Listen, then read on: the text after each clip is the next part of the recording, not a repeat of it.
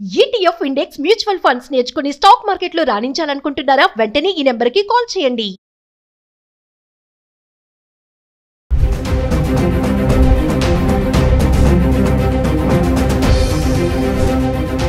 Hi hello నమస్తే, welcome back to Suman TV. ప్రస్తుతం మనతో పాటు ఉన్నారు certified astro business coach Javeria గారు.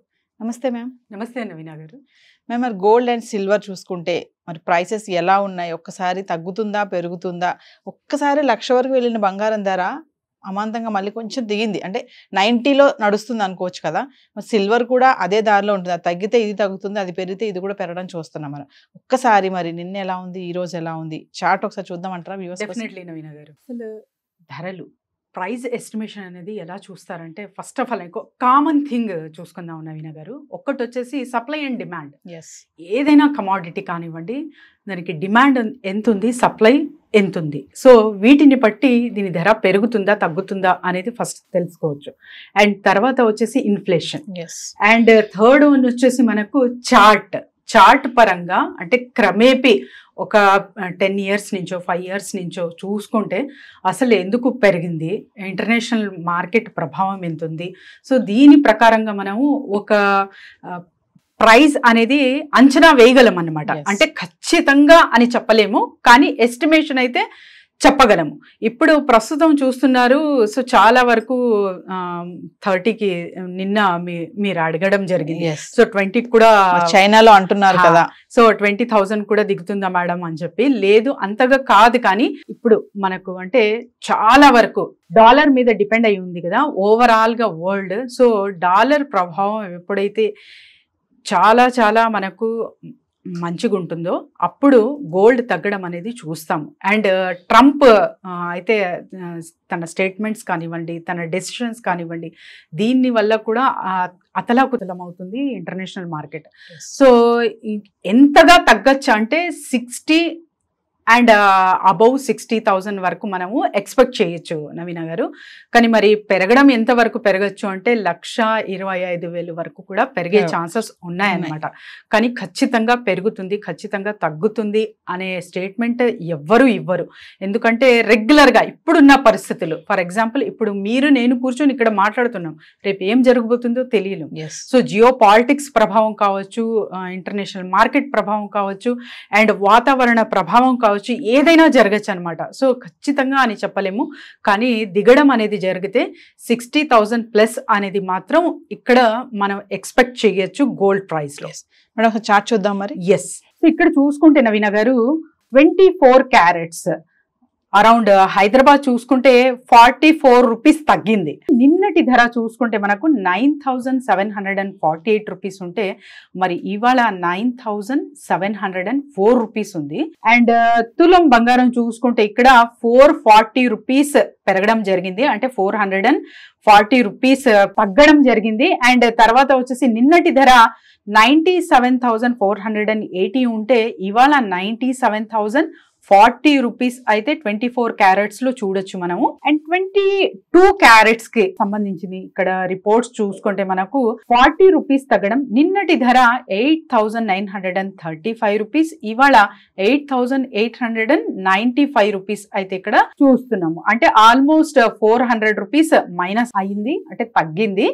సో ఇది మంచి విషయమే అని ఒక హ్యాపీ ఫీల్ అవ్వచ్చు మనము. అండ్ తర్వాత 18 క్యారెట్ సంగతి ఏంటి అంటే 33 రూపీస్ అయితే ఇక్కడ మెన్షన్ చేయడం జరిగింది నిన్నటికి ఈ రోజుకి. ఎందుకంటే నిన్నటి ప్రైస్ చూసుకుంటే 7,311 రూపీస్ ఉంటే ఇవాళ మరి 7,278 రూపీస్ ఇక్కడ చూస్తున్నాం అనమాట.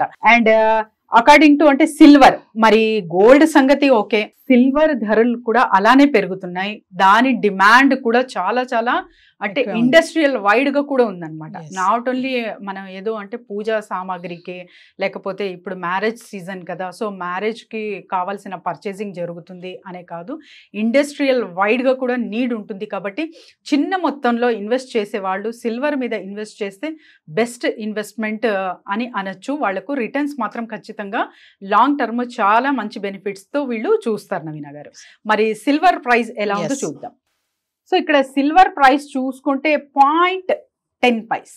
సో నిన్న 111 ఉంటే ఇవాళ గ్రామ్ కి 1,000 రూపీస్ ఉంది. అంటే ఆల్మోస్ట్ ఇక్కడ చూసుకుంటే మనకు కేజీ లెక్కన 100 రూపాయలు తగ్గినట్టు, అంటే చాలా చాలా మినిమం తగ్గింది నవీన గారు. 1,11,000 ఉంటే నిన్న ఇవాళ 1,10,900 అయితే చూస్తున్నాము సిల్వర్ ప్రైజ్. సో సిల్వర్ అంతగా తగ్గలేదు, అంటే దీని డిమాండ్ చాలా చాలా ఉంది. సో ఎవరైనా ఇన్వెస్టర్స్ నేను పెట్టుబడి పెట్టాలి అనుకుంటున్నాను కమాడిటీ, ఎస్పెషలీ గోల్డ్ అండ్ సిల్వర్లో, అంటే సిల్వర్ ఇస్ ద బెస్ట్ అనొచ్చు.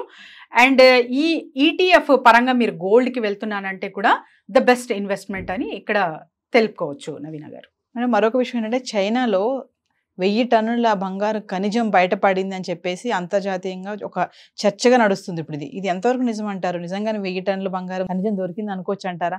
మరి దొరికితే నిజంగా బంగారం రేటు పడిపోతుందా పెరుగుతుందా? హునాన్ ప్రివియన్స్ జియాలజికల్ బ్యూరో నుంచి ఇది వార్త అయితే వచ్చింది. ఆల్మోస్ట్ 1000 టన్నుల బంగారం, అంటే దాని వాల్యూ 7 lakhs crore. అంటే ఒక్కసారి ఆ నంబర్ కూడా మనకు క్యాల్కులేటర్లో రాదు.